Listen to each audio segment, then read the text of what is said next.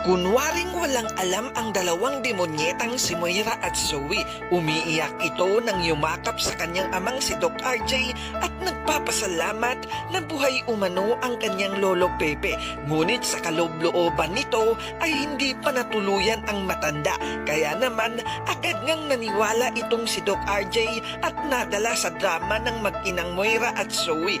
Ngunit itong si Giselle nga ay hindi nila makuhang dramahan dahil alam na nga talaga ni Giselle ang kanilang ugaling mag-ina. Pinagtabuyan sila ni Giselle at pinapalayas silang dalawa dahil alam na nga talaga ni Giselle ang kanilang mga galawan. Samantala, sa pagnanais nga ni Annalyn na mailigtas ang kanyang lolo Pepe ay nagtagumpay nga ito sa tulong na rin ni Doc Lyndon at Doc Carlos. Labis-labis ang pasasalamat ni Giselle kay Annalyn dahil sa ginawa nga nito ay nailigtas ang buhay ang kanyang daddy. Ganon din itong si Doc RJ, labis din ang pasasalamat sa kanyang anak na si Annalyn dahil ligtas ang kanyang tatay. Sa pagpunta nga ng mga pulis sa H. Ridge Hospital ay ipinapaalam ito kay Giselle at Doc RJ na may nakuha silang medical supply sa hideout ni Balahaja at ang matindi pa dito,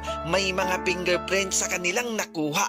Kaya ikinagulat ito ni Moira at Zoe dahil sa mga fingerprint na iyon ay mabubuking na silang dalawa.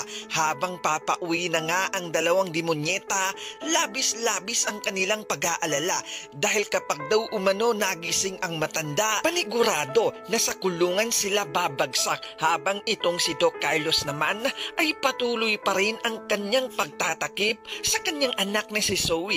Ginagawaan niya ito ng paraan upang hindi ito mabisto at malaman ni na Giselle at Robert na si Zoe at Moira ang dumukot kay Lolo Pepe. Sa kabilang banda naman, habang kinakausap ni Annalyn ang kanyang Lolo Pepe ay nagalaw nga nito ang kamay. Tila nagpapahiwatig ito na malakas na siya at may sasabihin siyang importanteng bagay.